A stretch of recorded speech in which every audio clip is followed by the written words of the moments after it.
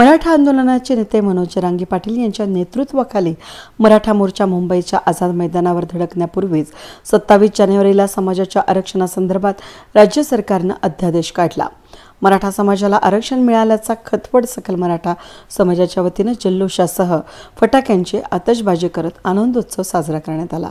मराठा समाजाच्या आरक्षण लढ्याला अभूतपूर्व यश मिळाल्याने खतवडला सकल मराठा समाजाच्या वतीने छत्रपती शिवाजी महाराजांच्या प्रतिमेचं पूजन करून अर्धाकृती मूर्तीची गावातून गुलालाची उधळण आणि फटाक्यांची आतषबाजी करत सवाद्य मिरवणूक काढण्यात आली होती।